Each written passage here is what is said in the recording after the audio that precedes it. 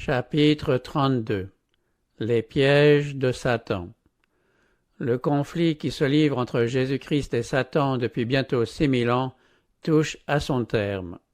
Aussi, Lucifer redouble-t-il d'énergie dans sa tentative de faire échouer l'œuvre du Sauveur en faveur de l'homme.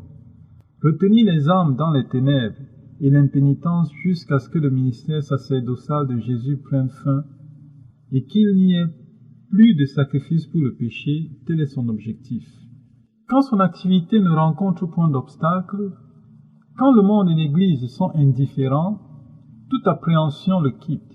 En effet, il ne court aucun danger de perdre ceux qui n'aspirent qu'à faire sa volonté. Mais dès que la question des choses éternelles est posée et que des personnes commencent à se demander « Que faut-il que je fasse pour être sauvé ?» il accourt pour s'opposer au Seigneur et contrecarrer l'influence du Saint-Esprit. Les Écritures nous apprennent qu'un jour, alors que les anges de Dieu étaient venus se présenter devant le Seigneur, Satan vint aussi au milieu d'eux. Job 1,6. Non pour se prosterner devant le roi du ciel, mais pour intriguer contre les justes. Dans la même intention, il se rend là où l'on se réunit pour adorer Dieu. Quoique invisible, il s'emploie activement à imposer ses suggestions aux adorateurs. En habile général, il dresse ses plans à l'avance.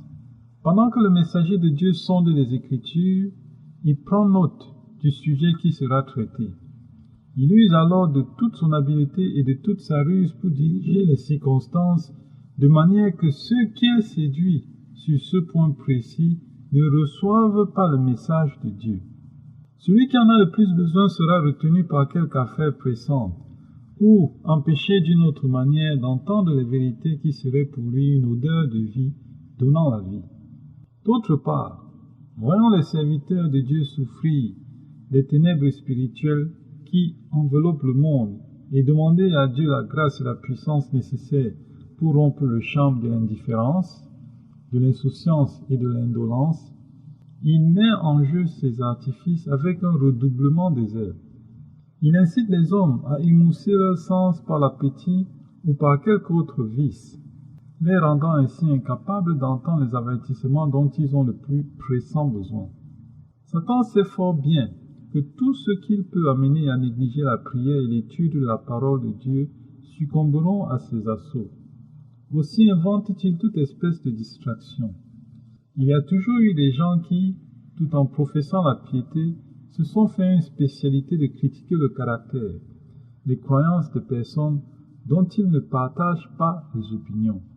Ces accusateurs des frères sont les meilleurs collaborateurs de Satan. Ils sont nombreux et, quand Dieu est à l'œuvre, ils se montrent d'autant plus actifs. Ils tordent et discréditent les paroles et les actes de ceux qui aiment la vérité et conforment leur vie à ses exigences. Ils traitent d'égarés ou de séducteurs les serviteurs de Dieu les plus fervents et les plus désintéressés. Ils font leur affaire de dénigrer les mobiles de toute action noble et sincère, de répandre des insinuations et de jeter la suspicion dans les âmes candides. Tout moyen leur est bon pour faire paraître faux et pernicieux ce qui est bon et recommandable. Mais il n'y a pas lieu de se méprendre à leur sujet. Vous les reconnaîtrez à leurs fruits. Matthieu 7,16. Il est facile de voir qui est leur père, de quel exemple ils s'inspirent, et de qui ils sont les collaborateurs, car leur travail ressemble parfaitement à celui de Satan, le grand calomniateur, l'accusateur de nos frères. Apocalypse 12,10. Pour égarer les âmes, le séducteur en chef ne manque pas d'argent prêt à répandre toutes les erreurs imaginables. Il engendre diverses hérésies adaptées aux goûts et aux attitudes de personnes dont il désire consommer la ruine. Sa tactique est de faire entrer dans l'Église des inconvertis qui y sèmeront le doute et l'incrédulité, entravant ainsi ceux qui désirent voir progresser l'œuvre de Dieu et progresser avec elle. Des personnes qui n'ont pas une foi réelle en Dieu ou en sa parole souscrivent à quelques principes de la vérité, passent pour chrétiennes et réussissent à faire prendre leurs erreurs pour des doctrines scripturaires.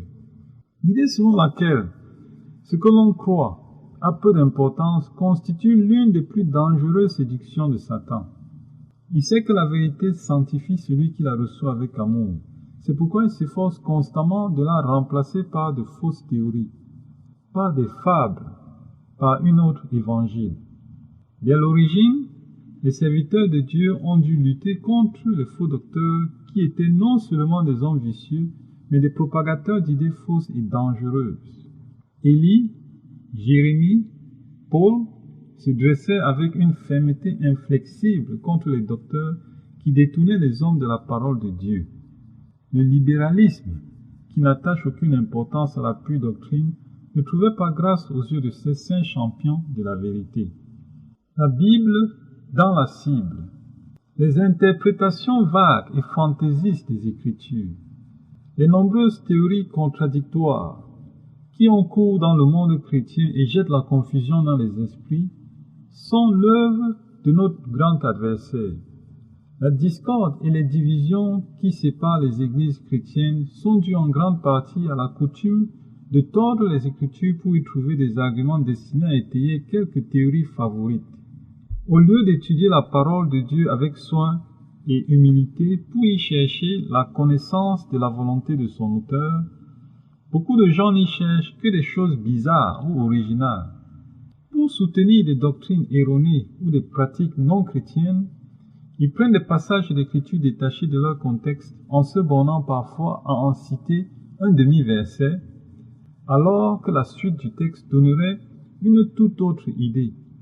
Imitant la ruse du serpent, ils se retranchent derrière des déclarations décousues qui semblent confirmer leurs prétentions charnelles. Plusieurs tordent ainsi volontairement la parole de Dieu. D'autres, qui sont doués d'une vive imagination, s'emparent des figures et des images de la Bible et les interprètent à leur fantaisie sans se mettre en peine du fait que l'Écriture est son propre interprète, quitte à donner leur rêverie pour les enseignements de la parole de Dieu. Quiconque entreprend l'étude des Écritures sans humilité d'esprit et sans disposition à se laisser instruire, détournera de leur vrai sens les passages les plus simples et les plus clairs, aussi bien que les plus difficiles. Les docteurs de Rome, choisissant les textes de la Bible qui répondaient le mieux à leur but, les interprètent à leur gré, puis les présentent à leurs ouailles, tout en leur interdisant d'étudier les saints livres pour eux-mêmes. Il faut livrer au peuple la Bible tout entière, telle que Dieu l'a donnée.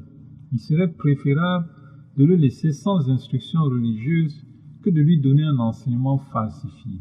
Les Écritures sacrées sont destinées à être le guide de quiconque désire connaître la volonté de son Créateur. C'est Dieu qui a donné à l'homme la parole certaine des prophètes. Les anges Jésus-Christ en personne sont venus sur la terre pour faire connaître à Daniel et à Jean les choses qui doivent arriver bientôt. Les questions importantes qui concernent notre salut n'ont pas été laissées dans le vague, ni enveloppées de mystères. Elles n'ont pas été révélées de façon à intriguer et à égarer celui qui cherche réellement la vérité. Le Seigneur dit par le prophète Habakkuk, « Écris la prophétie, grave-la sur des tables, afin qu'on la lise couramment. » Habakkuk 2:2. La parole de Dieu est claire pour tous ceux qui l'étudient avec un esprit de prière. Toute âme réellement honnête parviendra à la connaissance de la vérité. La lumière est sémée pour le juste. Psaume 97:11. Aucune église ne peut avancer dans la sainteté tant que ses membres ne recherchent pas la vérité comme on cherche un trésor caché. Au cri de largeur chrétienne, une foule de gens aveuglés se jettent dans les pièges d'un adversaire infatigable. Dans la mesure où celui-ci réussit à substituer des spéculations humaines à la parole de Dieu, la loi divine est supplantée et, tout en se disant libres, les églises sont esclaves du péché. Les recherches scientifiques ont fait la perte d'un grand nombre de personnes. Dieu a permis que par les découvertes faites dans les sciences et dans les arts, un torrent de lumière se répande sur le monde. Mais si Dieu ne les guide pas dans leurs recherches, les plus puissants génies eux-mêmes se perdent en voulant chercher les rapports existants entre la science et la révélation. Les connaissances humaines, tant dans le domaine matériel que dans le domaine spirituel, sont partielles et imparfaites.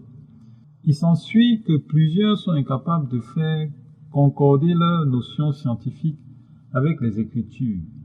Bien des gens qui ont accepté de simples théories, de pures hypothèses, pour des faits scientifiques, s'imaginent que la science faussement ainsi nommée est la pierre de touche par laquelle il faut éprouver la parole de Dieu. Et comme le Créateur et ses œuvres dépassent leur intelligence et qu'ils ne peuvent les expliquer par des lois de la nature, ils en concluent que l'histoire sacrée n'est pas digne de créance. Ceux qui doutent de la véracité des récits de l'Ancien et du Nouveau Testament font trop souvent un pas de plus. Ils en viennent à douter de l'existence de Dieu et attribuent à la nature la puissance de l'être suprême. Leur ancre lâchée, ils vont se briser contre les récifs de l'incrédulité. C'est ainsi que beaucoup, séduits par le diable, est loin de la foi. Les hommes ont voulu être plus sages que le Créateur. La philosophie humaine a tenté de sonder et d'expliquer les mystères qui ne seront jamais dévoilés au cours des siècles éternels. Si les gens voulaient se borner à étudier et à comprendre ce que Dieu a révélé touchant sa personne et ses desseins, ils obtiendraient une telle vision de la gloire, de la majesté et de la puissance de l'Éternel, qu'écrasés par leur petitesse, ils se contenteraient de ce qui a été révélé pour eux et pour leurs enfants. Un chef-d'œuvre de Satan en fait de séduction, c'est sa façon d'entraîner les hommes à la recherche de choses que Dieu ne nous a pas fait connaître et qu'il ne veut pas que nous comprenions. C'est ainsi que Lucifer a perdu sa place dans le ciel. Commençant par être mécontent de ce que Dieu ne lui révélait pas tous ses desseins, il finit par négliger entièrement ce qui lui était révélé, touchant sa mission et la haute position qui lui était assignée. Inoculant son dépit aux anges qui étaient sous ses ordres, il consomma leur perte. Il s'efforce maintenant de communiquer le même esprit aux hommes et les pousse à méconnaître les commandements de Dieu les plus formels. Erreurs doctrinaux. Ceux qui ne sont pas disposés à recevoir les vérités claires et précises de la parole de Dieu sont constamment à la recherche de fables agréables capables de calmer leur conscience. Moins ces doctrines sont spirituelles, moins elles exigent de renoncement et d'humilité. Plus grande est leur vogue auprès des gens qui rapetissent leurs facultés intellectuelles pour satisfaire leurs désirs charnels.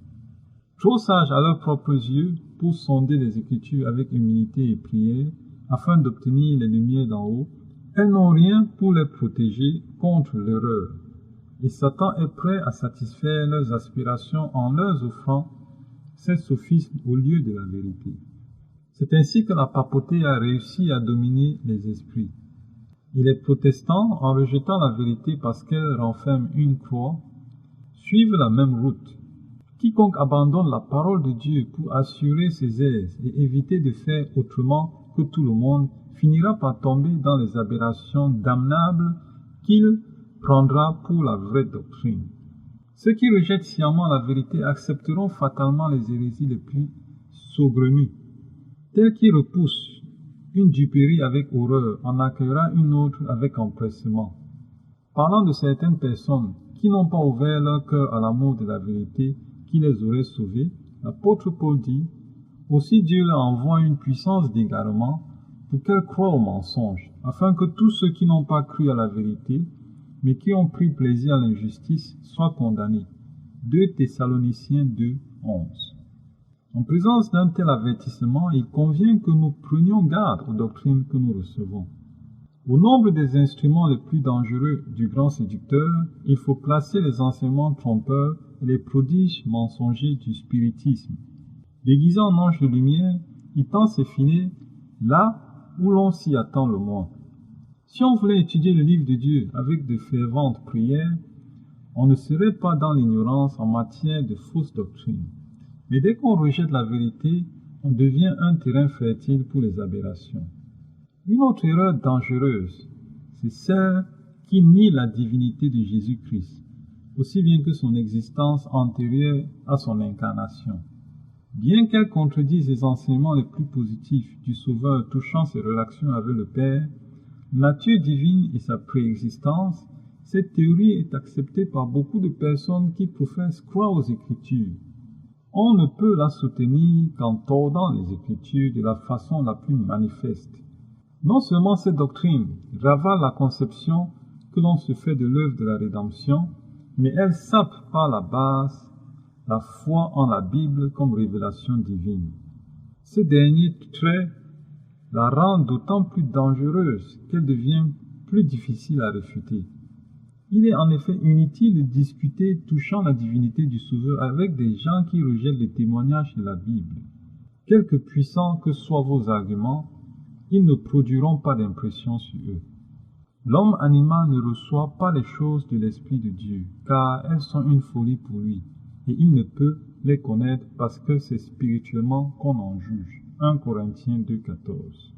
Aucun de ceux qui retiennent cette erreur ne peut avoir une juste conception du caractère ou de la mission du Christ, ni du grand plan de Dieu pour la rédemption de l'homme. Une autre erreur subtile et nuisible qui se répand rapidement, c'est celle d'après laquelle Satan ne sera pas un être personnel. Les Écritures ne faisant usage de ce nom que pour symboliser les mauvaises pensées et les mauvais désirs de l'homme.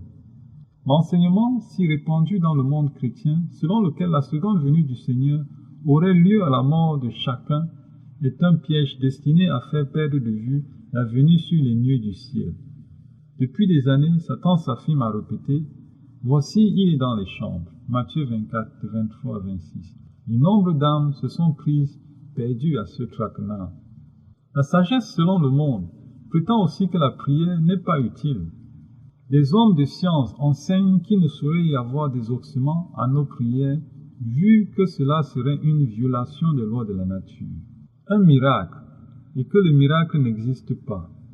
L'univers, disent-ils, est gouverné par des lois immuables, et Dieu lui-même ne fait rien qui leur soit contraire. Ils affirment ainsi que Dieu est lié par ses propres lois, comme si l'action des lois divines était incompatible avec la liberté de Dieu. Un tel enseignement est en contradiction avec celui des Écritures. Est-ce que Jésus et ses apôtres n'ont pas opéré des miracles? Le même Sauveur compatissant n'est-il pas encore vivant aujourd'hui et tout aussi prêt à exaucer les prières de la foi que lorsqu'il marchait sur la terre, visible aux yeux des mortels? Le monde naturel coopère avec le monde surnaturel. Il entre dans le plan de Dieu de nous accorder en retour de la prière de la foi ce que nous n'obtiendrons pas si nous ne le demandions pas. Les fausses doctrines et les idées fantaisistes qui s'introduisent dans les églises de la chrétienté sont légion. Il est impossible d'évaluer les conséquences néfastes qu'entraîne le déplacement d'un seul jalon posé par la parole de Dieu. Peu nombreux sont ceux qui, se hasardant à le faire, s'en tiennent à ne rejeter qu'un seul point de la vérité. Le plus grand nombre continue à écarter, l'un après l'autre, tous les principes de la vérité et finit par tomber dans l'incrédulité. Mépris de la parole de Dieu. Maintes âmes qui auraient pu être croyantes ont été poussées dans les rangs du scepticisme par les erreurs de la théologie populaire, incapables d'accepter les doctrines qui outragent leur notion de la justice, de la miséricorde et de la bienveillance. Doctrines qu'on leur donne comme scripturelles. Elles se refusent à recevoir la Bible comme parole de Dieu. Or, c'est exactement là ce que veut Satan. Il ne désire rien tant que d'ébranler la confiance en Dieu et en sa parole. Chef de la grande armée de ceux qui doutent, il travaille avec une énergie sauvage à attirer les âmes dans ses rangs. Aujourd'hui, le doute est à la mode. Bien des gens nourrissent une certaine défiance à l'égard de la parole de Dieu dont ils s'éloignent parce que, comme son auteur, elle dévoile et condamne le péché.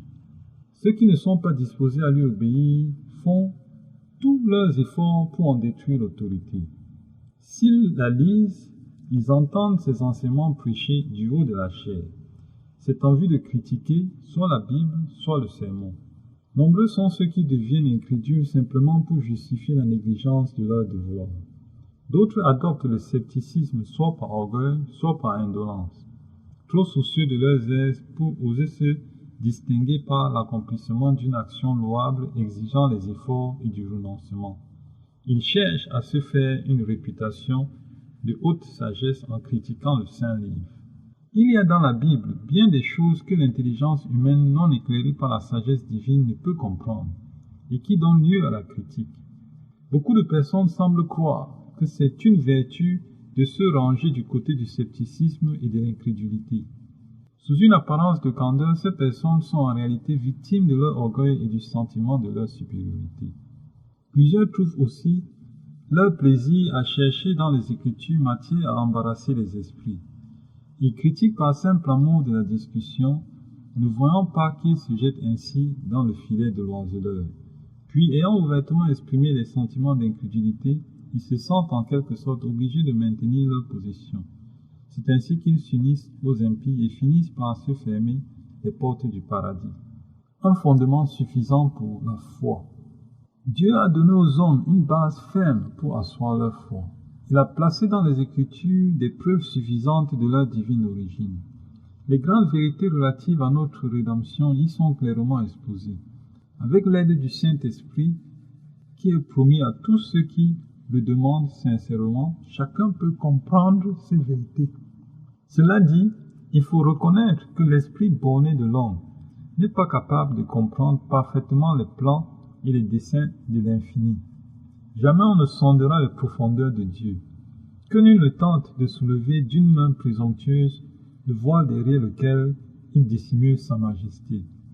Ô profondeur de la richesse, de la sagesse et de la science de Dieu, s'écrie l'apôtre, que ses jugements sont insondables et ses voies incompréhensibles.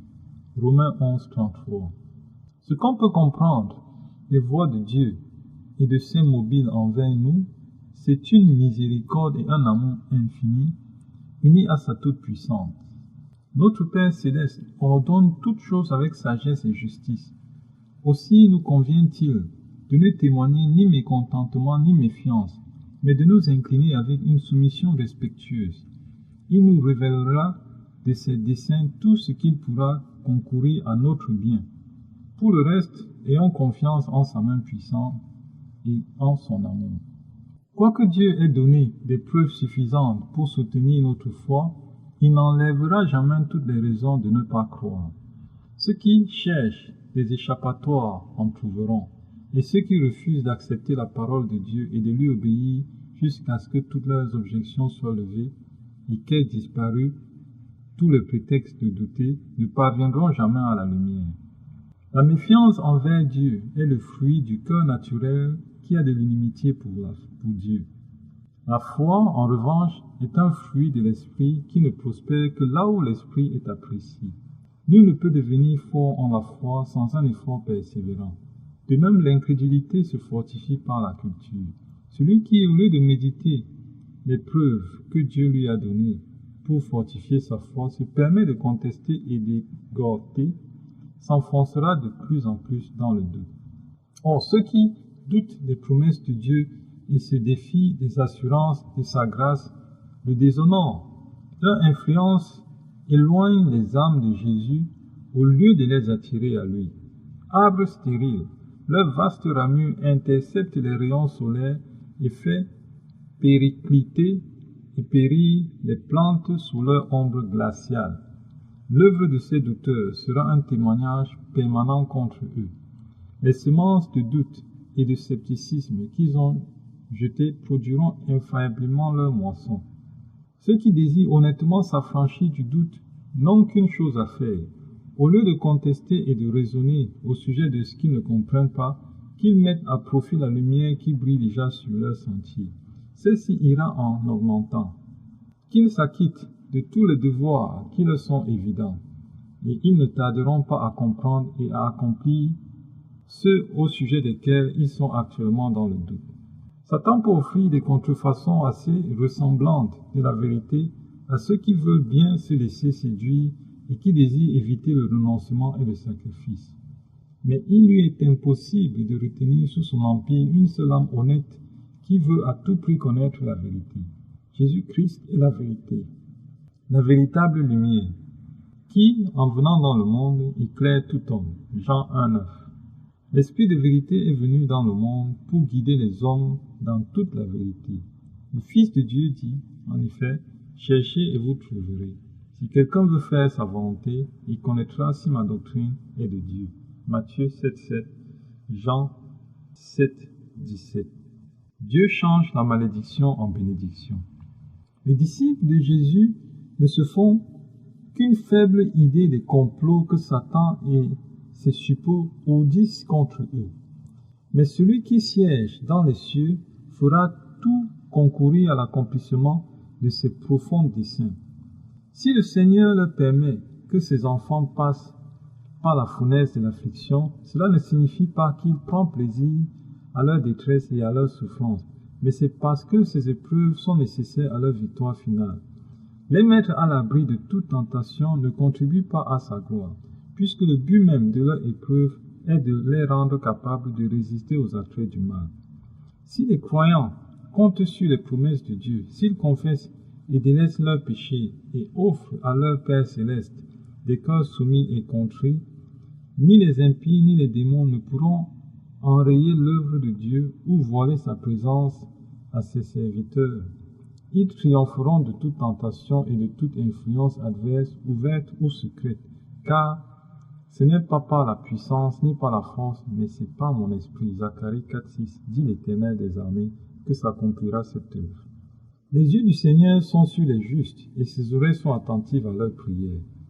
Et qui vous maltraitera si vous êtes zélés pour le bien? 1 Pierre 3, 12, 13. Quand Balaam, ébloui par la perspective d'une haute récompense, fut tenté par des enchantements et par des sacrifices à l'Éternel d'appeler le malheur sur Israël, et s'aperçut que l'Esprit de Dieu l'en empêchait, ce prophète infidèle fut contraint de s'écrier: « Comment maudirais-je celui que Dieu n'a point maudit? Comment serais-je irrité quand l'Éternel n'est point irrité?